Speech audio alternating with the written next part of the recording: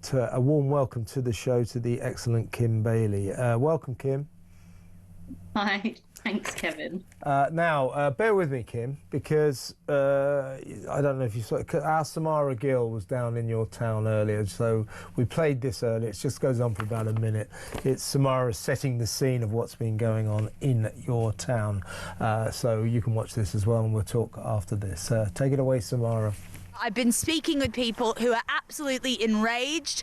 Property prices, they think, have just plummeted in their local area. There's someone who's got an actual patch of land that is right where the barracks are, and they can already see men loitering. They're worried about the safety of their women and girls. This is a town that has been absolutely sort of plunged into mayhem because of the government's choices. Now, Shabana Mahmood has obviously said that this is a good thing because she wants to get migrants out of hotels. That's the whole Labour edict, is that they want to get migrants out of hotels and into army facilities that are a little bit less cushy and luxury. But the effect is still same on the communities. There are still men being placed into communities which we know nothing about. So I think the root cause, it has not been solved, and there are plenty of people out here that I'm just looking at behind me that are fearing at the moment and feeling like their town is a little more unsafe today. I would suggest, sadly, a lot more unsafe. Now, Kim, thanks for joining me. Let me just read to you and get your reaction on this. Our wonderful Home Secretary, Shabana Mahmood, tweeted this at just after 4 o'clock this afternoon, triumphantly.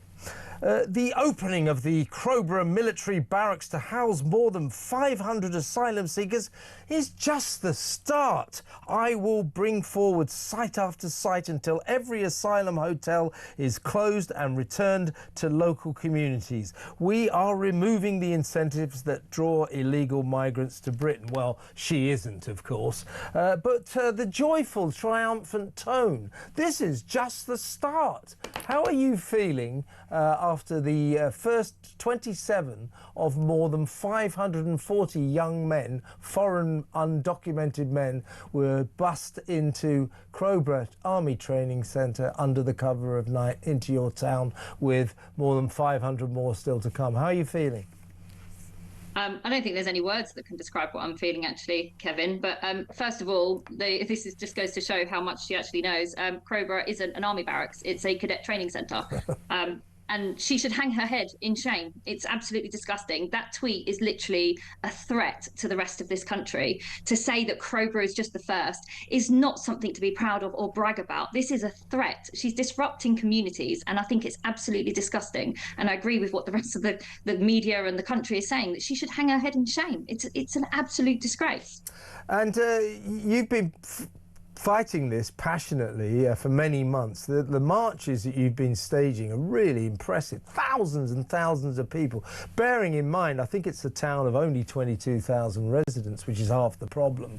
But, you know, most of the towns seem to be turning out week after week.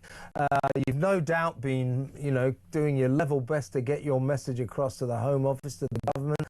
They haven't been listening. I think they've been lying to you. What do you think? Oh, they've been lying from the off. You know, it first broke in October. We served papers on them at the beginning of December, and they had 21 days to respond. They responded saying no decision had been made. They then make their decision literally just after saying this, and then move them in within about half an hour of actually formally letting us know. It's been game after game. It's all been lies. I mean, if you read the screening direction that Shabana Mahmood had issued, it's all lies, it's all bias. I mean, I could just reel off lie after lie in that document and what they've been saying. It's a disgrace. There is absolute, I mean, the conduct of this government demonstrates that this decision will not withstand proper scrutiny. If it could, they wouldn't have withheld disclosure, misled by omission, snuck the asylum seekers in under the cover of darkness. I mean, it just goes on and on. It's a disgrace. It is a disgrace. I couldn't agree with you more. Have you given up? I mean, are there any more legal manoeuvres you can try? Yeah, I mean, we've applied to the court. We've asked the courts to expedite, to get the court get the hearing heard. We are pushing for disclosure because she's unlawfully withholding disclosure. She's not following legal process, and their behaviour is just absolutely appalling. So we are cracking on. The fact that they've moved the asylum seekers in doesn't stop what we're doing. In fact, it just gives us more strength and more energy to move forward. We're not stopping, and them moving in doesn't change our direction. We're still going to push for a judicial review. And am I right that these 540 or so asylum seekers that will be moved into the Crowborough Army Training Centre, not barracks, they're all going to be young men? Yes, so they're all single males that have come over on the boats from France. They are undocumented, so we have no history on them, and they are free to come and go. So, yeah. Young men. You see, the popular, fashionable way to refer to these people, because they're mostly between the age of about 16 and 35. So people say, oh, they're young men of military age. I'll tell you what is more relevant, the way I tend to refer to them. They're young men of sexually active age, and we've seen what's been going on around the country. An alarming number of charges, convictions of sex offences by these asylum seekers who come from countries with very different cultures, very different attitudes to women, and who, frankly, cause fear and consternation in the communities on whom they are foisted, including now yours. Have you got kids at all, Kim?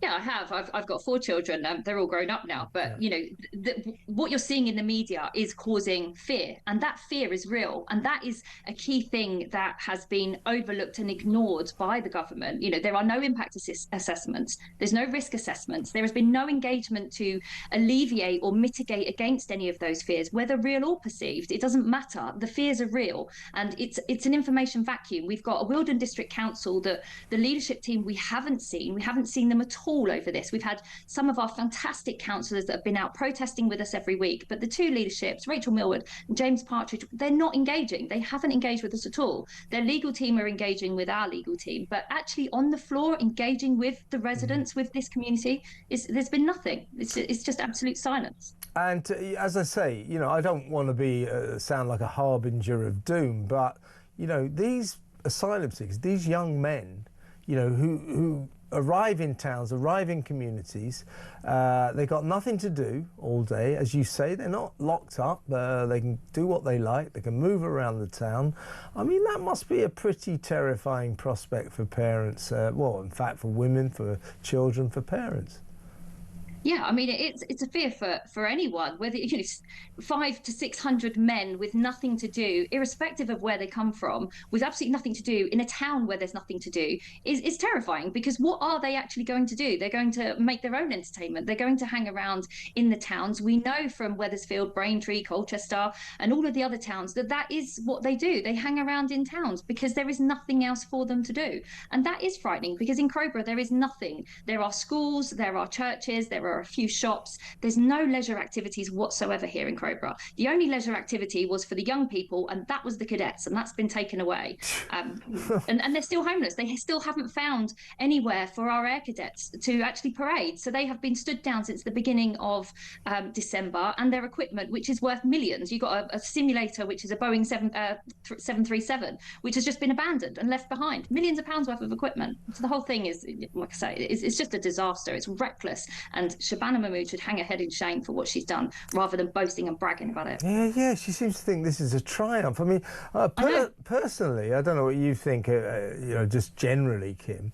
You know, this government seems to be, for some time now, has been saying, we're going to solve this asylum seeker crisis, we're going to solve this migrant crisis, this is what we're going to do.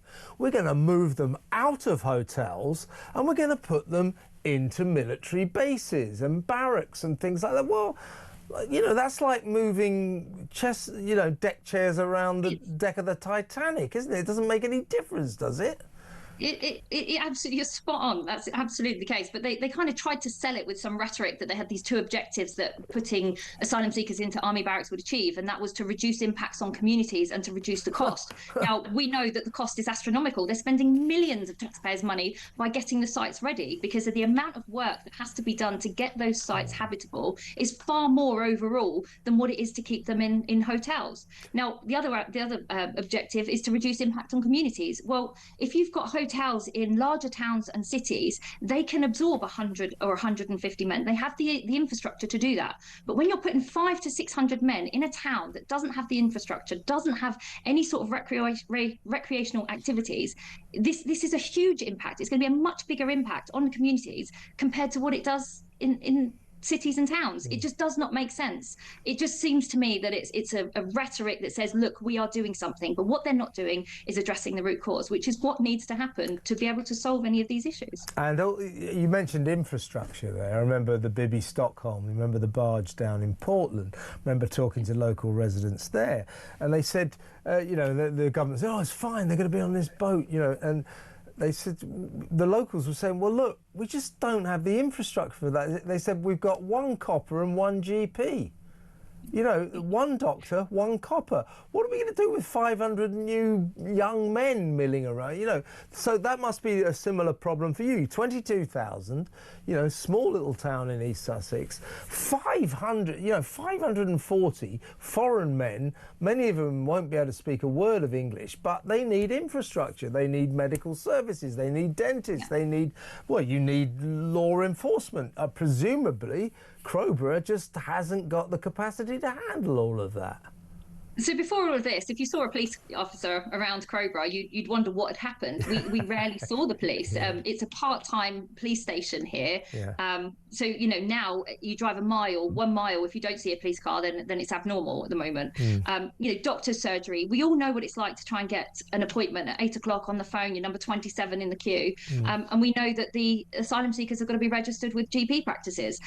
We're also told that they will have an automatic route into them, so they won't have to sit on the phone for 35 minutes and told there's no appointments left. So the whole infrastructure, there is nothing that is right about this, and that residents have got every right to be upset about it. And there are no impact assessments, and where this screening direction, it doesn't address anything, and where it does say that there are risks, that it doesn't matter.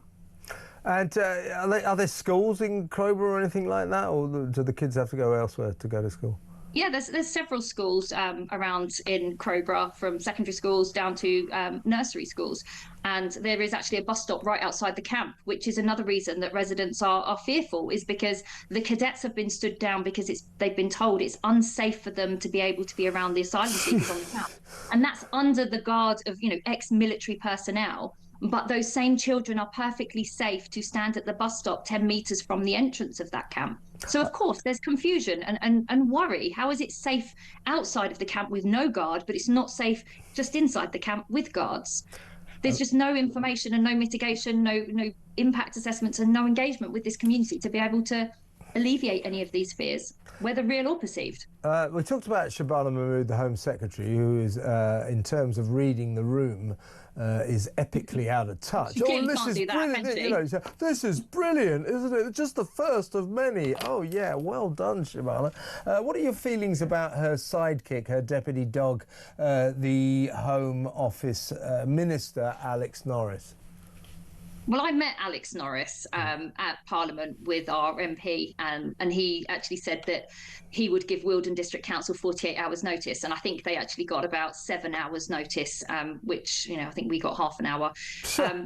I do not have much to say about the man. I don't think there's very much that can be said about him. I think he is a very disingenuous person.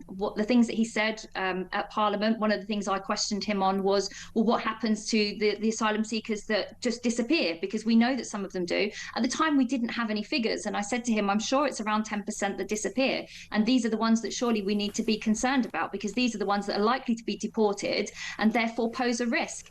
And his response was, oh, it's not as much as that. You know, it's only a few. They don't want to disappear. And I think it was a couple of days later, it was leaked. And I think Rupert Lowe had then shared it on social media. Yeah. But it's actually around 40% that disappear. And that's a massive amount. Yeah. And, you know, he said to us, all they get is when they disappear after 7 days, they get a welfare check to make sure that they're okay and they found other accommodation. And then that's it. I'll tell you something. I don't want to give you a depressing warning here, Kim, but I'm going to. We've covered. I need more. We've covered here on this show. We covered a school to the west of London. It's a primary school, big primary school. I think it's called Cherry Tree Lane Primary School. It's got about 600 kids in it. Massive school. And there's a big asylum seeker hotel just the other side of the M4 motorway with a big pedestrian walkway underneath. So all the migrants, the blokes, they come under that every day and they hang around outside the school leering at the kids, leering at the girls. I'm sorry to say that may be the grim prospect of what's going to happen to your kids, to your local schools. That's what these migrants do. They hang around outside schools. Not nice, eh? I sincerely hope that they don't, because I think Crowborough has been severely underestimated by this government, and I do not see that people are going to stand by and allow, irrespective of where they've come from, groups of men loitering around outside our children's school. It's just not going to happen. Good. Well, I'm just saying, watch out for it. It is a thing. Will you be doing any more of your marches? Every Sunday. Great. And I expect this. It's going to be raining this week. So the weather forecast says. But I still expect big surprise. Yeah. So, but you're going to be out in force on Sunday, yeah? I would expect so. We'll definitely be there. So I do expect the rest of the town to be there as well, yeah. Well, listen, Kim, thank you so much for joining us. We're right behind you and we'll keep in touch. And, well, good luck with trying to combat this awful invasion of your lovely town. The fantastic Kim Bailey there.